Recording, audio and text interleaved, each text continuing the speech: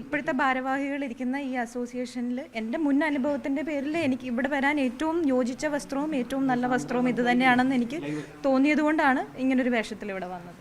പിന്നെ എൻ്റെ പ്രതിഷേധത്തിൻ്റെ ഭാഗവും കൂടിയായിട്ടാണ് ഇപ്പോഴും ഞാൻ ഒരു ഗൗരവകരമായ ഒരു കുറ്റം ആരോപിച്ചിട്ട് അത് പോലീസ് കുറ്റപത്രം കൊടുത്ത് കോടതിയിലിരിക്കുന്ന പ്രതികൾ 4 പേരെ പ്രതികളാക്കി പോലീസ് കുറ്റപത്രം കൊടുത്തിരിക്കുകയാണ്. എന്നിട്ട് പോലും അവരിവിടെ ഭരണാധികാരികളായി തുടരുകയും മാത്രവുമല്ല അടുത്ത ടേമിലേക്ക് ഇവർ തന്നെ പ്രസിഡന്റും സെക്രട്ടറിയും ഒക്കെ ആയിട്ട് മത്സരിക്കുകയും ചെയ്യുകയാണ്. അപ്പോൾ എൻ്റെ പ്രതിഷേധത്തിൻ്റെ ഭാഗവും കൂടിയായിട്ടാണ് ഞാനിത് ഈ വസ്ത്രം ധരിച്ചിരിക്കുന്നത്. കൂടാതെ ഈ അസോസിയേഷനിൽ ഇപ്പോഴത്തെ ഭാരവാഹികളിരിക്കുന്ന ഈ അസോസിയേഷനിൽ വരാൻ ഏറ്റവും ഉചിതമായ വസ്ത്രം ഇത് തന്നെയാണെന്ന് ഞാൻ വിശ്വസിക്കുന്നു. തീർച്ചയായിട്ടും ഉണ്ട്. 1-ാം പ്രതി ആൻഡോ ജോസഫ് പ്രസിഡന്റാണ്, 2-ാം പ്രതി സെക്രട്ടറിയാണ് ബി രാകേഷ്. ഇല്ല, അതൊരാളല്ലേ ഉള്ളൂ, അത് പുറത്തു നിന്നുള്ള വ്യക്തിയാണ് വരണാധികാരി. ഞാൻ പറയുന്നത് ഭരണാധികാരികളെ കുറിച്ചാണ്, ഇവിടുത്തെ അസോസിയേഷൻ ഭരണാധികാരികളെ കുറിച്ചാണ് ഞാൻ പറഞ്ഞത്. അസോസിയേഷൻ്റെ ഇപ്പോൾ ഇലക്ഷൻ ഭരണാധികാരി എന്ന് പറയുന്നത് പുറത്തു നിന്നുള്ളൊരു വ്യക്തിയാണ്, ഒരു അഡ്വക്കേറ്റ് ആണ്. തീർച്ചയായിട്ടും നിലനിൽക്കുന്നുണ്ട്. ഇവിടെ സ്ത്രീകൾക്ക് സുരക്ഷിതമായ ഒരു ഇടമല്ല. സ്ത്രീകൾക്ക് എൻ്റെ കൂടെ തന്നെ ഇപ്പം മറ്റൊരു സ്ത്രീ നിർമ്മാതാവും കൂടെ ഉണ്ട്. ഇവിടെ സ്ത്രീ നിർമ്മാതാക്കൾക്കെന്നല്ല, സ്ത്രീകൾക്ക് പൊതുവെ വരാൻ ഒരു സേഫ് ആയിട്ടുള്ള ഇടമല്ല ഇന്ന് പ്രൊഡ്യൂസേഴ്സ് അസോസിയേഷൻ. ഇത് പുരുഷന്മാരുടെ ഒരു കുത്തകയാക്കി വെച്ചിരിക്കുന്നത്, പ്രത്യേകിച്ച് പതിറ്റാണ്ടുകളായിട്ട് ഈ പറയുന്ന കുറച്ച് പേരുടെ, ഒരു 10-15 പേരുടെ കുത്തകയാക്കി വെച്ചിരിക്കുന്ന ഒരു അസോസിയേഷനാണിത്. ഇവിടെ മാറ്റങ്ങൾ വരണം. ഏത് സ്ഥലത്താണെങ്കിലും കുറച്ച് പേര് അത് കൈയടക്കി വെച്ച് കഴിഞ്ഞാൽ അത് മുരടിക്കും. അപ്പോൾ ആ ഒരു അവസ്ഥയിലാണ് ഇന്നുള്ളത്. ഇന്ന് പ്രൊഡ്യൂസേഴ്സ് അസോസിയേഷൻ എല്ലാ സംഘടനകളിൽ നിന്നും താഴെയാണ് നിൽക്കുന്നത്. അത് ഇങ്ങനൊരു അവസ്ഥയിലേക്ക് ഇതിനെ എത്തിച്ചത് ഇപ്പോൾ ഇരിക്കുന്ന ഭരണാധികാരികളാണ്. അവിടെ മാറ്റം സംഭവിച്ചെങ്കിൽ മാത്രമേ മൊത്തത്തിൽ ഇൻഡസ്ട്രി, ഒരു പ്രൊഡ്യൂസേഴ്സ് അസോസിയേഷനിൽ മാറ്റം വരുമ്പോൾ അത് പരോക്ഷമായി മുഴുവൻ ഇൻഡസ്ട്രിയുമായാണ് ബാധിക്കുന്നത്. അപ്പോൾ അത് തീർച്ചയായിട്ടും ഉണ്ട്. പ്രൊഡ്യൂസേഴ്സ് അസോസിയേഷനിൽ ഇപ്പം ഞാൻ ഇലക്ഷന് ഈ മത്സരിക്കുന്ന വേളയിൽ ഞാൻ എല്ലാവരുമായിട്ട് സംസാരിച്ചതെന്ന് എനിക്ക് മനസ്സിലാക്കിയത് ഒരു ഭരണവിരുദ്ധ വികാരം ഇവിടെ വളരെ ശക്തമായിട്ടുണ്ട്. മാത്രവുമല്ല, നമ്മളൊരു പാനലായിട്ട് തന്നെയായിരിക്കും മത്സരിക്കുന്നത്. ഇത് മാറ്റം വരേണ്ടത് അനിവാര്യമാണ്. അത് എല്ലാവർക്കും, ഇത് ഈ നിർമ്മാതാക്കളുടെ സംഘടനയിലുള്ള എല്ലാവർക്കും ബോധ്യമുള്ളൊരു കാര്യമാണ് ഇവിടെ ഒരു മാറ്റം വരണം എന്നുള്ളത്. പാനൽ ഇപ്പോൾ അതൊക്കെ അറിഞ്ഞാൽ പോരെ. അത് എൻ്റെ പേര് നിർദ്ദേശിച്ചേക്കുന്നത് എൻ്റെ ഫാദർ, ഇവിടുത്തെ ഒരു പ്രൊഡ്യൂസർ തന്നെയാണ്. 2ാമത് ചെയ്തിരിക്കുന്നത് ഷീല ചേച്ചിയാണ്. തീർച്ചയായിട്ടും ഉണ്ട്. അല്ല, ഞാൻ പ്രൊഡ്യൂസേഴ്സ് അസോസിയേഷനിലേക്ക് വരാൻ വേണ്ടി ഈ വസ്ത്രം അത് ഇപ്പോഴത്തെ ഭരണാധികാരികൾ ഇരിക്കുന്ന അസോസിയേഷനിലേക്ക് വരാൻ ഇത് ചൂസ് ചെയ്തു എന്നുള്ളത് മാത്രമേ ഉള്ളൂ. അവർ തുടരില്ല. അതിൽ മാറ്റം ഉണ്ടാവും. അതിൽ ഞാൻ ഉറച്ചു വിശ്വസിക്കുന്ന നട്ടലുള്ളവരാണ് പ്രൊഡ്യൂസേഴ്സ് അസോസിയേഷനിലുള്ള മെമ്പേഴ്സ് എന്നാണ് ഞാൻ വിശ്വസിക്കുന്നത്.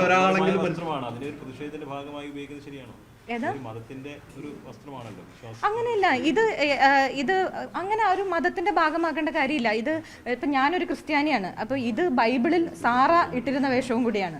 അപ്പോൾ അത് നമ്മുടെ പള്ളികളിൽ പോകുമ്പോൾ ഞങ്ങൾ ഇങ്ങനെ തന്നെയാണ് പോവാറ്. അപ്പോൾ അത് ഒരു മതത്തിന്റെ ഭാഗമായി ചിത്രീകരിക്കേണ്ട കാര്യമൊന്നുമില്ല. ഇതുപോലുള്ള ഇടങ്ങളിൽ വരാൻ ഏറ്റവും ഉചിതമായ വസ്ത്രമാണ്, സ്ത്രീകൾക്ക് ധരിക്കാവുന്ന ഏറ്റവും ഉചിതമായ വസ്ത്രമായതുകൊണ്ടാണ് ഞാൻ അതിന്. അല്ല, വേറെയും ആൾക്കാരുണ്ട്. ഇപ്പം ഷീല ചേച്ചി എക്സിക്യൂട്ടീവ് കമ്മിറ്റിയിലേക്ക് നിൽക്കുന്നുണ്ട്. അങ്ങനെ വേറെയും ആൾക്കാർ, സ്ത്രീകൾ വരും. പലർക്കും ഭയമാണ്. ഭയത്തിൽ തന്നെ പലർക്കും പുറത്തേക്ക് വന്ന് സംസാരിക്കാനും ഭയമാണ്. അത് അവർ വരുമ്പം അറിയാലോ. 3-4 പേരുണ്ടെന്നുള്ളതാണ് എൻ്റെ അറിവ്. അത് അവർ വരുമ്പോ അറിയാം. അന്നൊരു വനിത ഉണ്ടായിരുന്നു, വിഷയങ്ങൾ ഉണ്ടാകുമ്പോൾ അന്ന് എക്സിക്യൂട്ടീവ് മെമ്പറിൽ ഒരു വനിത ഉണ്ടായിരുന്നു. ഈ വിഷയങ്ങൾ നടക്കുമ്പോൾ സാന്ദ്ര വന്നു. അന്നൊന്നും ആ വനിതാ മെമ്പറിന്റെ സാന്ദ്ര ഇത് കുറിച്ച് സംസാരിക്കുക, അവരിൽ ഒരു പിന്തുണ ലഭിക്കുക ഒന്നും ചെയ്തിട്ടില്ല. ഉണ്ട്, ഞാൻ അവരുമായിട്ട് സംസാരിച്ചിരുന്നു. ഞാൻ സംസാരിക്കുന്നതിന് മുമ്പ് തന്നെ അവരെന്നെ ഇങ്ങോട്ട് വിളിച്ച് സംസാരിച്ചിരുന്നു. അവരെന്നോട് പറഞ്ഞു എൻ്റെ നിസ്സഹായാവസ്ഥ മനസ്സിലാക്കണം. ഞാൻ കാര്യം അവർക്ക് പാരമ്പര്യമായിട്ട് ഈ അസോസിയേഷനിലുള്ള ആളുകളാണ്. അപ്പം എനിക്ക് ആ സിറ്റുവേഷൻ മനസ്സിലാവും. കാര്യം ഇത്രയും സീനിയർ ആയിട്ടുള്ള ആളുകളുടെ മുന്നിൽ പ്രതികരിക്കാൻ അവർക്ക് ബുദ്ധിമുട്ടുണ്ടാവും. പക്ഷേ പേഴ്സണലി അവരെന്നെ വിളിച്ച് പറഞ്ഞിരുന്നു എൻ്റെ നിസ്സഹായാവസ്ഥ കൊണ്ടാണ് എനിക്കൊന്നും പറയാൻ പറ്റുക. ഞാനും ഓർത്തു എന്തുകൊണ്ടാണ് സാൻഡ്രയ്ക്ക് അങ്ങനെ ഒരു മോശം അനുഭവം അവിടെ സംഭവിച്ചത് എന്ന് ഞാനും വിചാരിച്ചിരുന്നു എന്നൊക്കെ എന്നോട് വിളിച്ച് സംസാരിച്ചിരുന്നു. ഞാനിതിൽ പ്രത്യേകിച്ച് സ്ത്രീകളുടെ കാര്യത്തിൽ പുരുഷന്മാർക്ക് ധൈര്യമില്ലാത്തവിടുത്ത് സ്ത്രീകൾക്ക് ധൈര്യം ഉണ്ടാവുമെന്ന് ഞാൻ എക്സ്പെക്ട് ചെയ്യുന്നത് തന്നെ തെറ്റല്ലേ? താങ്കളുടെ അംഗത്വം തന്നെ കോടതി നടപടികളാണ് ഇപ്പം നിലനിർത്തിയേക്കുന്നത്. അതെ, അതായത് നിലനിർത്തിയേൽക്കുന്നതല്ല, അവർ ചെയ്തത് തെറ്റായ പ്രവൃത്തിയാണ്. ഞാനൊരു കംപ്ലൈൻറ്റ്, എനിക്കുണ്ടായ ഒരു മോശം അനുഭവം തുറന്നു പറഞ്ഞപ്പോൾ അവർ അതിന് പകരം എന്നെ പുറത്താക്കുകയാണ് ചെയ്തത്. അത് തെറ്റായ തീരുമാനമാണെന്ന് പറഞ്ഞിട്ട് കോടതി അതിനെ സ്റ്റേ ചെയ്യുകയാണ് ചെയ്തത്. നടപടി പൂർത്തിയായിട്ടില്ല.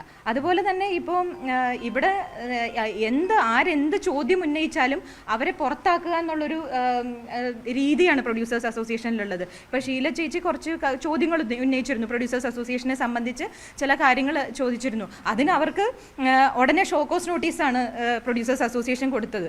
ഷോക്കോസ് നോട്ടീസ്, ഇതിൻ്റെ പുറകെ ഓരോ അതിന് അവർക്ക് വരുന്ന ചിലവെന്ന് പറയുന്നത് 35,000 രൂപയാണ്. ഇത് ഓരോ നിർമ്മാതാവിനും അത് സാധ്യമല്ല. അതുകൊണ്ടാണ് ആരും കംപ്ലൈൻ്റ് ആയിട്ട് മുന്നോട്ട് പോകാത്തത്. ഇപ്പം സ്ത്രീകൾ തന്നെ മോശം അനുഭവം പറയുമ്പോൾ നമുക്ക് ഏറ്റവും പറയാൻ പറ്റുന്നത് ഇവരോടാണ്. അപ്പം നമുക്കുണ്ടായേക്കുന്ന മോശം അനുഭവം അവരുടെ അടുത്ത് ഷെയർ ചെയ്യുമ്പോൾ അത് പരിഹാസത്തോടെയാണ് അവർ കാണുന്നത്. ഇപ്പോൾ പ്രത്യേകിച്ച് ലിസ്റ്റിൻ അതിനെ കളിയാക്കി,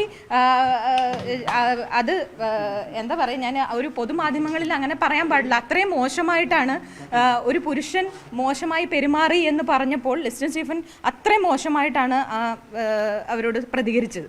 ഇപ്പോൾ ഈ ഇലക്ഷനൊക്കെ നിൽക്കുന്നു എന്നറിഞ്ഞിട്ടാണോ ഇപ്പോൾ സാന്ദ്രയ്ക്കെതിരെ പല ഭാഗത്തുനിന്നും മാനനഷ്ട കേസ് വരുന്നുണ്ട്? അതെ, ഞാൻ മാനനഷ്ട കേസ് ഇതിന്റെ ഭാഗമായിട്ട് വന്നതാണ്. ഞാൻ നിൽക്കുന്നു എന്ന് പറഞ്ഞാൽ അവർ ഭയന്നു. എന്തിനാണ് ഭയക്കുന്നത്?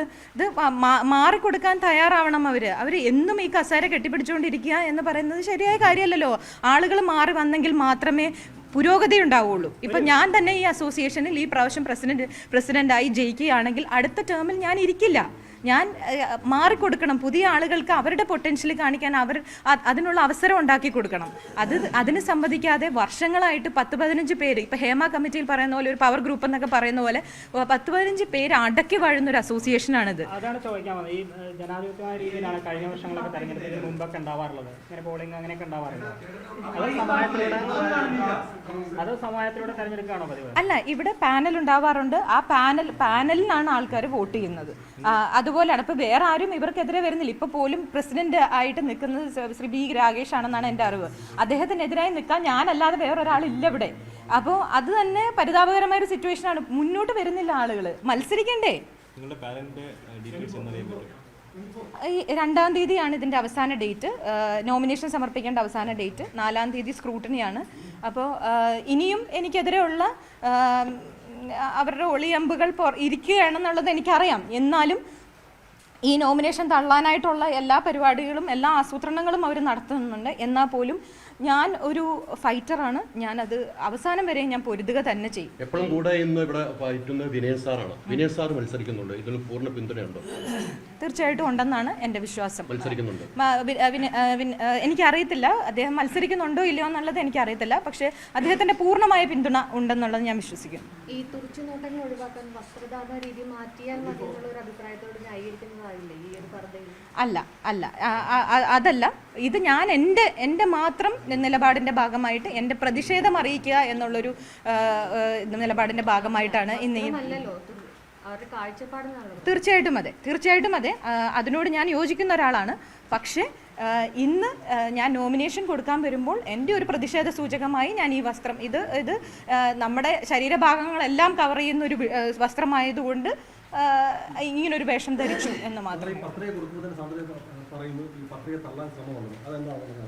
അതിന് കാരണം അവർ ഇപ്പോൾ ആരോപിക്കുന്ന ഒരു കാര്യം എന്ന് പറയുന്നത് ഞാൻ 2 സിനിമകൾ മാത്രം ചെയ്തിട്ടുള്ള ഒരു നിർമ്മാതാവാണെന്നാണ്.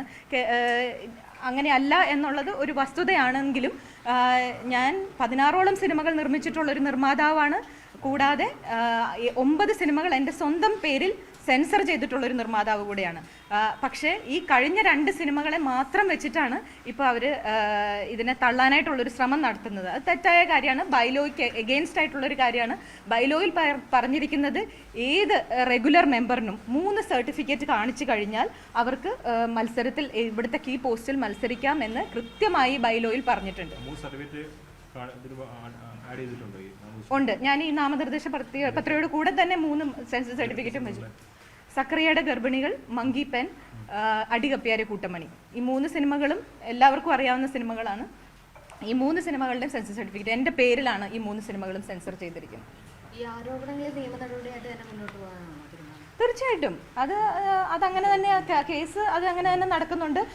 പോലീസ് ഇപ്പോൾ കുറ്റപത്രം സമർപ്പിച്ചിരിക്കുകയാണ്. ഈ 4 പേരെ ഒന്നാം പ്രതി ശ്രീ ആൻഡോ ജോസഫ്, 2ാം പ്രതി ബി രാഗേഷ് സെക്രട്ടറി, 3ാം പ്രതി അനിൽ തോമസ്, 4ാം പ്രതി ഔസേപ്പച്ചൻ, ഇങ്ങനെ 4 പേരെ പ്രതികളാക്കിക്കൊണ്ട് പോലീസ് കുറ്റപത്രം സമർപ്പിച്ച കേസാണ്. മാത്രമല്ല ഇപ്പം ഈ പറയുന്ന സെക്രട്ടറിയായ ശ്രീ ബി രാഗേഷ് ഇപ്പം നമ്മുടെ മീഡിയകളിലൂടെയും എല്ലായിടത്തും വളരെ ചർച്ചയായ ഒരു കാര്യമാണ് ഈ ലഹരിയുടെ ഉപയോഗവും സിനിമാ മേഖലയിലെ ലഹരിയും ഇതിനെ സംബന്ധിച്ച്. ഈ കഴിഞ്ഞ ഇടയ്ക്ക് നമ്മുടെ ഇതിൽ ഒരു പോലീസ് അറസ്റ്റ് ചെയ്ത ഒരു ഡയറക്ടറെ വെച്ച് അദ്ദേഹം പടം അനൗൺസ് ചെയ്തു.